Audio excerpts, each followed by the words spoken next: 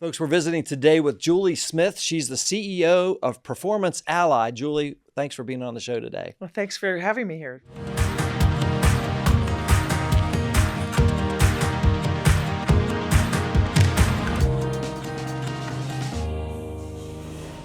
Positively West Virginia is powered by Breezeline high-speed fiber internet and sponsored by Highmark West Virginia, Freedom Kia of Morgantown, and Storymaker.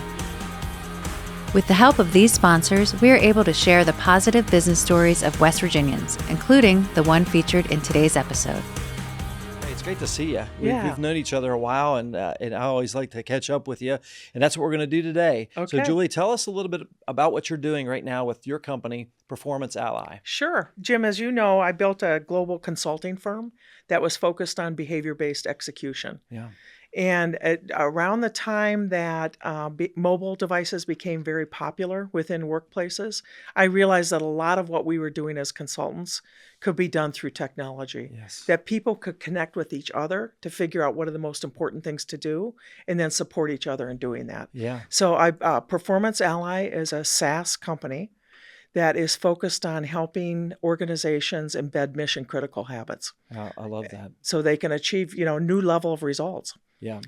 So when you say a SaaS company, that stands for software as a service. Exactly. So, yeah, I know what it is. You Yep. know what it is, but anybody that may not be in tune with that. So it's a technology company in essence, working on performance. That's great. For organizations. That's right. I love it. And you've also got a new book out. Tell us about your book. I That you're do. working The on. book is Yeah, the hold it up there. foundation. Yeah. Okay, there you go. The book is the foundation for how the app is configured for an organization. Oh my goodness. Okay. Yeah. So it's a vital behavior blueprint, 5 steps to embed mission critical habits into your organization's DNA. Yeah. So the vital behaviors for a Lowe's is different than the vital behaviors for a Home Depot. Yeah. The vital behaviors for an emergency department are different than those for an urgent care organization. And this book provides the process where you can get people engaged around what should we do every time consistently so we can really deliver against our results and our promises to customers. Yeah, I love that. I often talk about, a successful business is many things, but it's people, it's products, and it's processes. Exactly. And so you've really honed in on the process aspect of it, Right. as it relates to the people. And the people, And right. that'll- The people carrying those things out. I mean, Yeah. you can develop the best processes in the world. And if people you don't have an uptick, and they don't become habits, the things that you need them to do, Yeah. then you might as well have wasted, you've wasted your time Yeah. on the process Yeah, improvement and piece. that's who wants to do that? No, you don't want to do that. Well, Julie, I found your path very interesting. If you could maybe share a little bit about your background. You've got a PhD. I do. And you're the CEO of a company here in West Virginia. Tell us a little bit about your journey. Where are you originally from? I'm originally from Minnesota, and I applied to the doctoral program at WV hoping I would get in. I crossed my fingers around it Yeah. because it's a highly competitive program. Yeah. It was one of the tops in the world at that time. So when I got accepted, I was ecstatic. Thought I would become an experimental psychologist and spend my time, in the labs and teaching. Yeah. I was kind of forced to take an applied internship, and I was lucky enough to have one over at the Industrial Engineering Building with Jack Bird at the Center for Entrepreneurial Studies and Development. And lo and behold, they were having trouble getting people to implement work process improvements in about 50 different businesses in West Virginia. Wow. Okay. And so they came down to the psychology department and said, could you help? And that was the start to a life-changing experience for me. Yeah.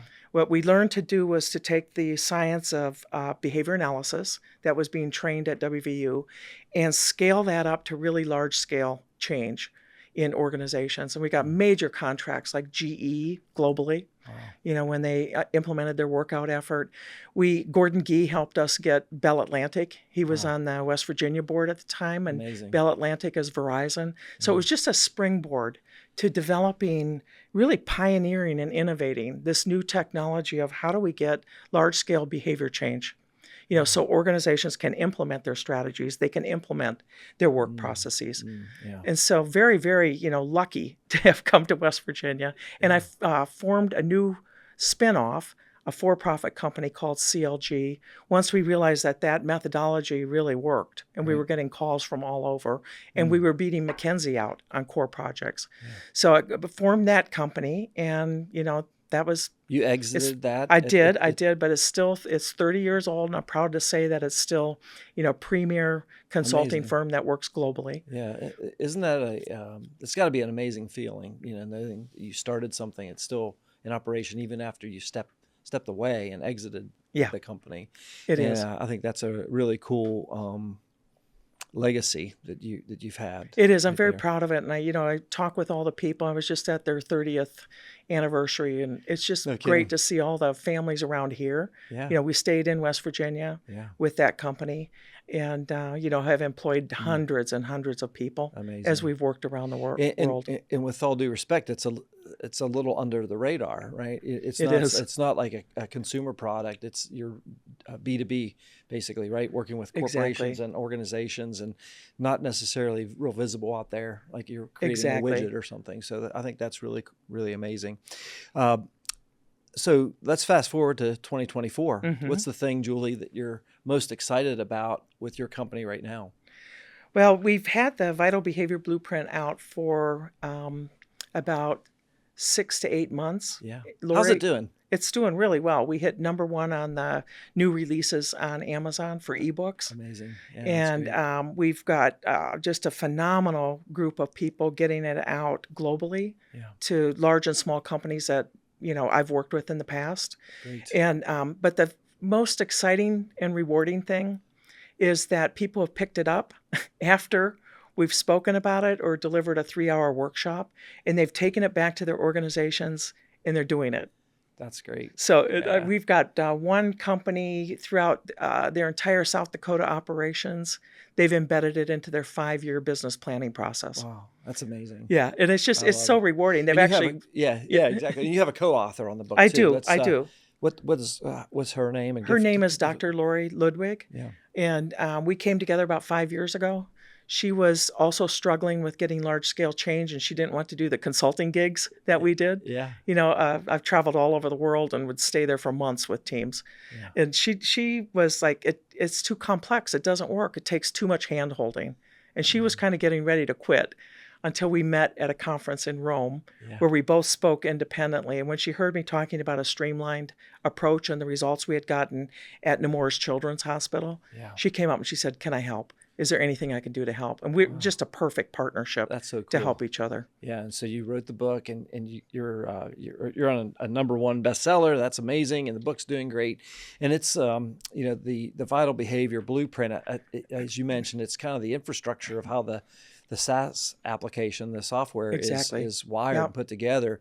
And are you able to share maybe a pointer or a tip from the book that somebody might be able to relate to? Yeah, I think the key is engagement with people. Yeah. Okay. If you've got a business result that you've been struggling to improve, maybe getting just kind of small incremental improvement every year, or Like you one know of you your can't count on KPIs that. or something. Yeah, That's- KPI yep, type yep. of thing. The key is to find the things that are underperforming because there's wide behavioral variability. Okay. And so once you figure that out, then you know automatically it's a people issue, right? Yeah. Yeah. And then you've got to figure out, why are people choosing to do things their own way? And how can we get agreement on what we should be doing and move that ahead and support each other in doing those right things? So it's not just dependent on the leader. So the real process that we have, that it's based on high engagement. Yeah. You can't just come down, from the mountain with a book of these are the things you have to do. Here's our process policy Yep. handbook. Yeah. Yeah. And sometimes you think, yeah, you can do that, especially in healthcare, which is where we're focused, because, we know what some of the best practices are, but people will still say, well, that's not the way we do things here. Or, the head physician in a unit prefers to do it this way.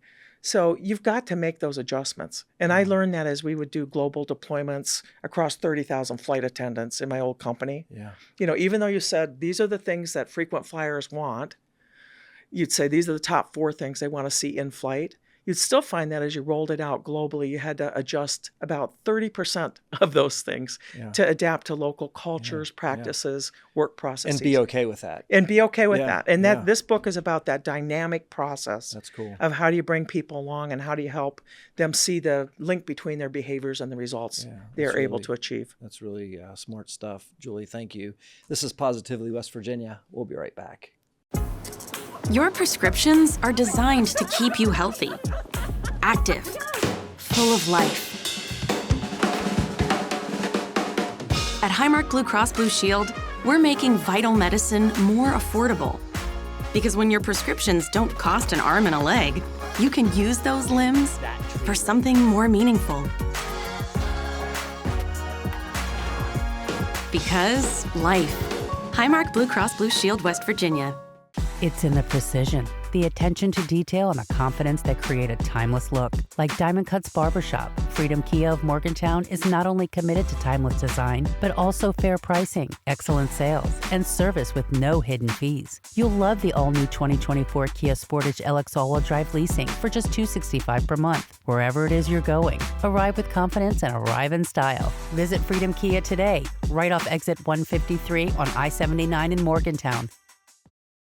Folks, again, we're back with Julie Smith. She is the CEO of Performance Ally. Julie, as we're sitting here talking, I get the sense that you are doing the work you were created to do. Does that sound about right? I am. I am. You're loving life. I am. I really am. I mean, I love consulting, but we couldn't take it out fast enough to enough organizations. Yeah.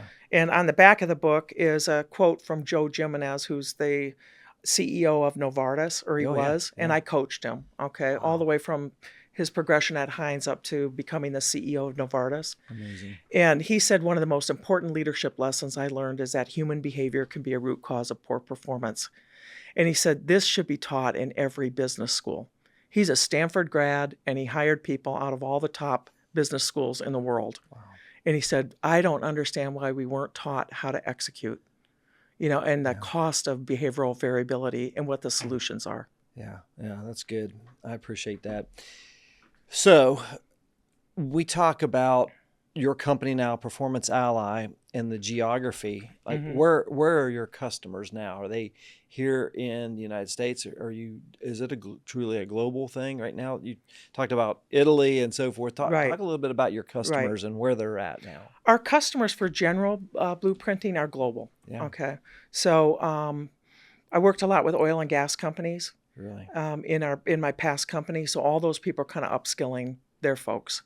Yeah. To learn the blueprinting process so they can do it themselves. Okay. Yeah. Our customers for the healthcare side and the app. So our app, Ally Assist, is really focused on those vital behaviors in healthcare that improve quality, safety, and patient experience. Yeah. Those we have purposely designed to be small sorts of pilots with smaller organizations like some local hospitals here, as well as a hospice organization that we're working with. Yeah. Once we have those proof points that we can continue to get the 90% patient engagement that we got at Nemours Children's Hospital, patient and family engagement, then we've got a strategy to take it more broadly through larger hospice organizations, as well as through other healthcare companies. Yeah, I love that. Okay. It's really important in hospice because, as you know, I mean, we were talking about you've experienced the services of an organization here, is they've got remote workers. Yeah. So how do you ensure that when they're out there remotely and nobody's there, looking over their shoulder as a leader, how do you ensure that they deliver the absolute most vital things that are needed to make the patient's last days the highest quality possible? Yeah, that's very important because it's that standardization, if you will, of care and outcomes and whether it's in hospice or in a hospital setting like a children's hospital or something like that, that patient experience is so important. That's right. Right. And a lot of it has to do with the quality outcomes. Yes. It has to do with the way that they're being treated, the standard procedures, things as simple as hand washing can make a huge difference. Yeah. You know, you wouldn't think you'd have to, make a process for how to wash your hands appropriately, but in a hospital, it's essential. No, and as you know, you can't have a leader there standing over every sink to make sure that happens, right? You've Yeah. got to have peer-to-peer sorts of interactions, That's right. and Yeah. they've got to encourage each other. So that's what I'm talking about with the high engagement approach. It's not all left up to the leader. Yeah. There are ally networks that you can pull out together. In the field. It's on, where the rubber hits the road, so to That's speak. right. Yeah. That's right. At Nemours Children's Hospital, we had parents and children, providing feedback at the end of every visit based on the expectations they stated before the visit. So they were actively engaged, and we didn't have to say, do you want to fill out a delayed patient satisfaction survey? Because they didn't. They said, I'm not going to do that because it's not going to make any difference. Yeah. Instead, we brought it closer in real time to the care visit. Real time, and it makes a big difference. It's huge because it's not based on your memory. It's just like, what did I just experience just now? Yeah, exactly. And it makes it, it's more likely then that they're going to find people doing things right. Yeah. And our feedback is more behaviorally based. Yeah. We had one physician leaving the hospital because her husband was moving. And she said, can I take my Performance Ally data with me? And I said, why? And she goes, it's embarrassing. She goes, on health grades and the social media things, I'm rated at a 2.5 or 3. My whole family sees that. She goes, but now that I'm getting this very frequent feedback and I know what patients want, and we've agreed that I can deliver that, she goes, my scores are through the roof. I want to take it with me. Wow. It's very reinforcing. Amazing. Yeah, that's kind of like social proof almost. It is. Yeah, that's right. It's really interesting. So, Julie, obviously you've run a couple of global companies now with clients and companies and organizations using your information and your software and your teachings, your consulting. What's one of the things that stands out to you is like, wow, I never realized that would have happened in my life. Something in your business that just stands out to you.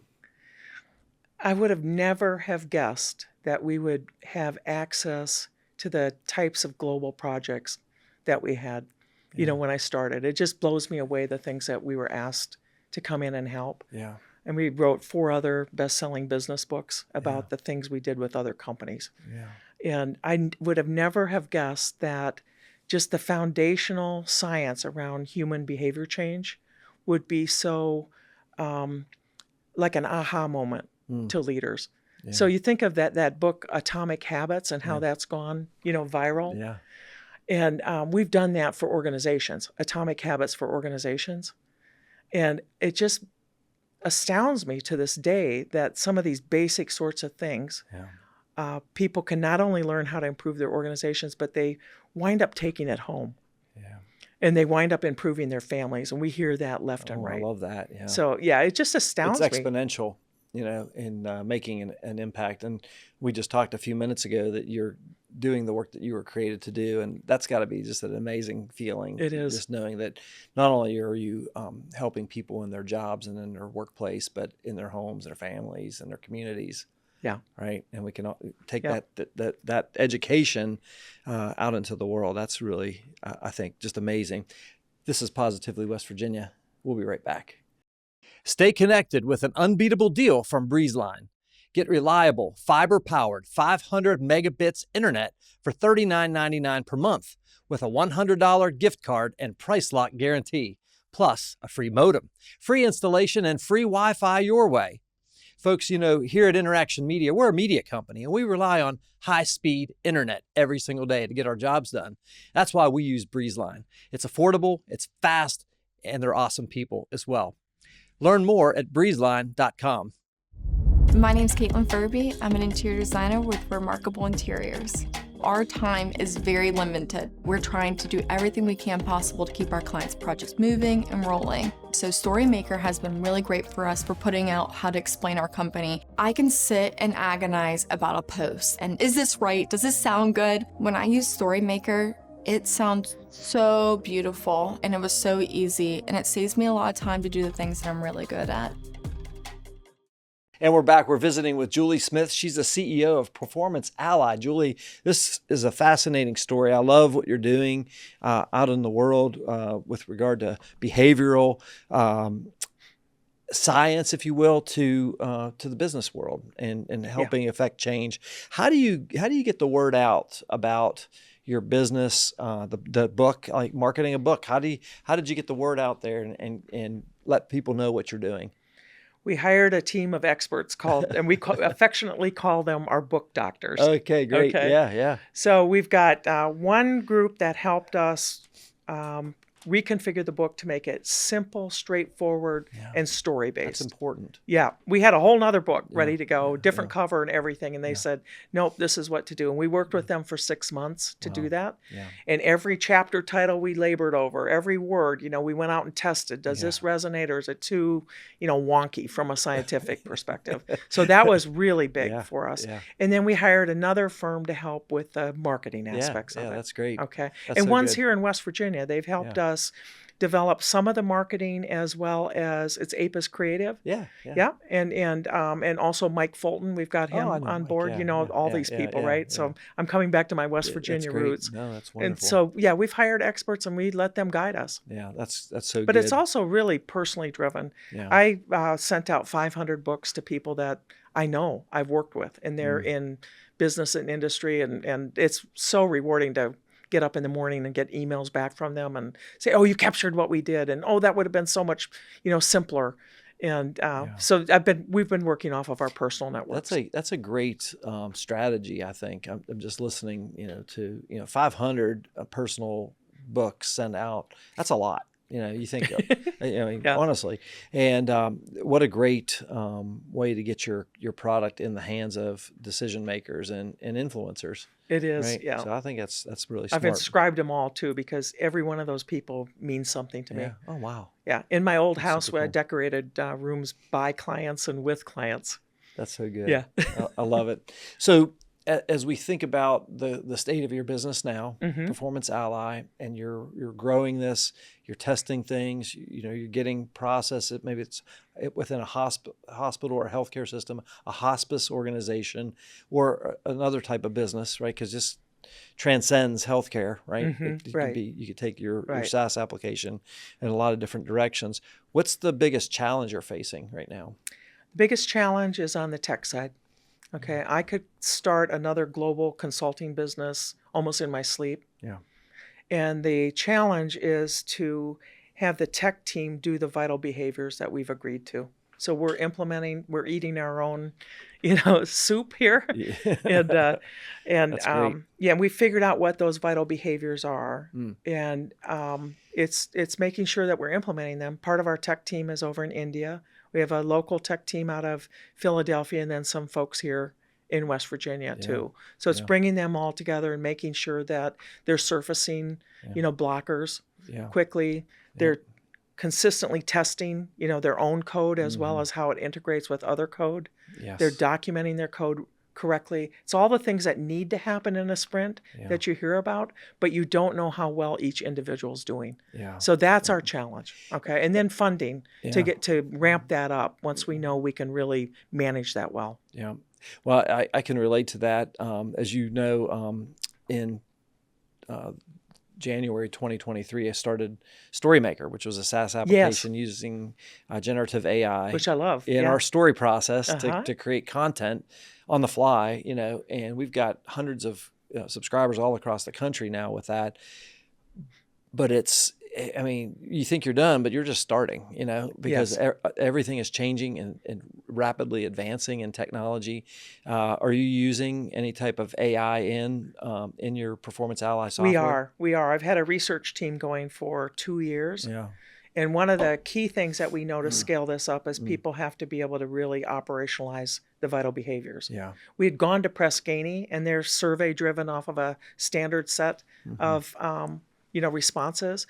They said, boy, we love what you're doing. We think that this will really improve the patient experience, but we don't have the capabilities or the expertise to come up with those vital behaviors or help our client do it. So that started the kernel of what are we going to do to take that core expertise and scale that up. And we now have an AI, we call it the VB Genie, Vital Behavior Genie, that teams can plug in what their ideas are for the vital behaviors as they brainstorm, and it helps them make it more operational, more specific, just like an expert would do. And honestly, with generative AI, especially, any type of artificial intelligence that you're using, it may not be, exactly the result that you get may not be exactly, but it's extremely close and does a lot of the lifting for you, right? Exactly. Gets you from A to B very quickly. Yes. And you may have to tweak it a little bit, make it your own, refine it or whatever. But I feel like that is the exponential speed with which business is happening and processes are happening is just phenomenal. It's hard to even imagine. Yeah. For us, the growth limiter was how many people could do these vital behaviors. So in my old company, we had a couple hundred consultants at one point. There were only 4 or 5 people who had the expertise to say, these are the 4 behaviors you should be doing globally. Yeah. I mean, think about that. Yeah. So if you can't take those 4 people and multiply them, you can't turn those 200 consultants into 1,000. Right. Right? Yeah. So that's the importance of AI to us. So we're honing in on those things that we absolutely have to have Those are to the get started. must-haves, the must-dos. The must-dos. Yeah, these are they're non-negotiable basically. That's right. That's kind of the way my brain is hearing that. Is that That's correct? right. Okay. That's right. Yep. Good. So, Julie, you're a phenomenal business leader. You've got teams and you've led your companies. What do you think is the most important attribute of a successful business leader today? I always tell anyone who comes to me for entrepreneurial advice, which they do, I say you have to have guts of steel. Guts of steel. You have to have confidence and guts of steel. Yeah. Because you're going to hear more no's than yeses. Yeah. Okay. You're going to have more roadblocks than you'll have clear open road. You're going to have a lot of challenges. And so you need to be at that point where either those no's don't matter to you because you don't have a lot to lose, or you have the confidence that I can work my way through those roadblocks. Yeah, I think that's very important. And the wisdom you just shared is so powerful because when you hear that no, it can be self-defeating. It can make you kind of recoil a little bit and say, wow, is this really what I'm supposed to be doing? But if you have that internal gut of steel, right? And you know that you're supposed to be doing this and you're committed to it. Yes.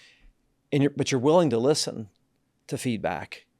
Maybe you have to pivot from this direction to maybe 1 degree over here to get you through the door. Exactly. Right? Yes. And you have to listen to the customer. You have to listen to the critics to some degree, right? But you can't let them pound you down and beat it out of you. That's what right. you're talking about. Yeah. And you have to pivot. You're right. Yeah. You have to be resilient. You have to find another path forward. Especially in this world that we're in. I mean, honestly, it seems like if you're not innovating constantly, you're gonna die. That's right. I mean, seriously, because I had an amazing conversation with John Chambers. He's the namesake of the John Chambers College of Business and Economics, the former CEO of Cisco. And, I mean, he's just a very smart guy. And he was asking me about a Storymaker. He was kind of mentoring me last year on this for a couple of calls, which was amazing. Oh, yeah, I bet. And his project was the reason that Storymaker came to life anyway. So it was kind of cool. He had a vested interest in it. But I was trying to position it to the potential customers for the software, the SaaS application, as we are not a tech company. We're a marketing company that's created a tech product. So we understand marketing and story, but we've kind of figured out how to do this as a technology play, right? And he said, Jim, he goes, I appreciate what you're saying, and it is true. He said, but you need to think of your company as a technology company. Yes. And then he said something even more powerful. He said, every company, I don't care what it is, needs to be thinking of themselves as a technology company. And I thought, man, he's absolutely right. I don't care if you're a diesel mechanic, or you're a carpenter, or a healthcare system. You're in tech. Yeah, right? I think his advice is so wise. Yeah, and so it just changed my thinking last year, and be thinking technology first and adapting because it's coming at us, and especially with adaptive technology or artificial intelligence, I should say. Yeah. I'm trying to get everybody I can to say, look, adapt it, bring it in, adopt it, adapt it to your business, adopt the technology. Don't run from it because it is not going anywhere. I mean, this is where the future is, right? Is technology.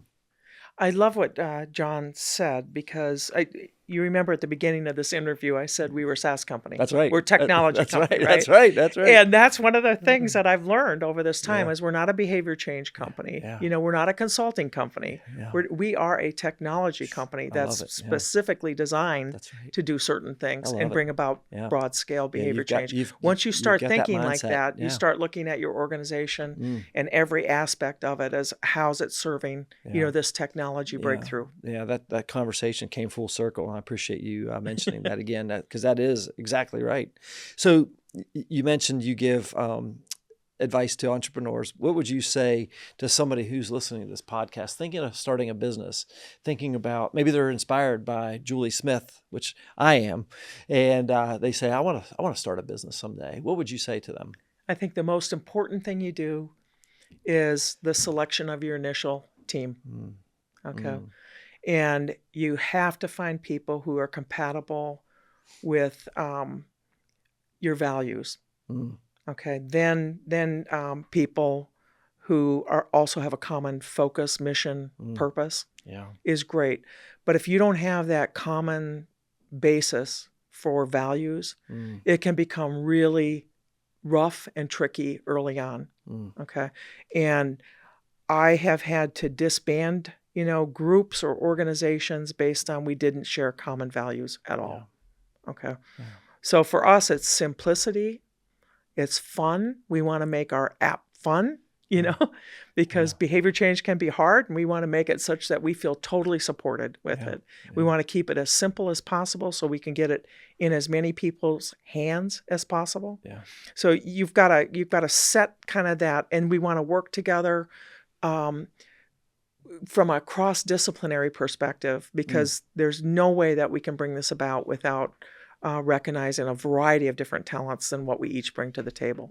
So it's that initial team. And Jim, I had a co-founder at CLG, and we still get together. I love her to bits. And we talk about that we are each other's second spouse. Oh, that's good. Okay. You're going to be working together day and night to make something happen that you both believe in. And you've got to have the belief that the other person isn't going to back out when it gets rough. Okay, that they also are there with you shoulder to shoulder to make it happen. Unconditionally. And you see like Hewlett Packard's and other, even my old company, those initial values that we laid in those early years still play out completely.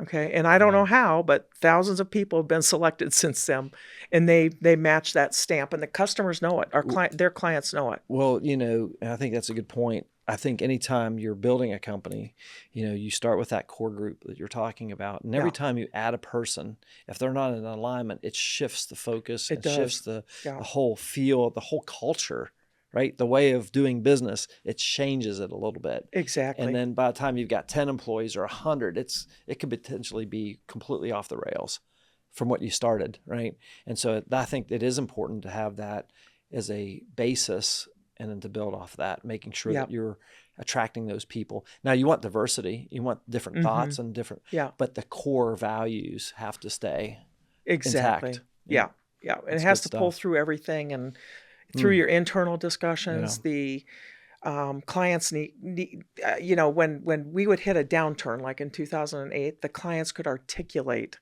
the ones who lived the values and the ones who didn't from the consulting teams. And that was shocking to me, because I thought they'd articulate, they know what they're doing process-wise, on behavior change, but it was really around those core values. Yeah, that's amazing. Good stuff. Julie, we've covered a lot in this interview. Is there anything else you think that our audience should know about your story or about Performance Ally that we haven't covered?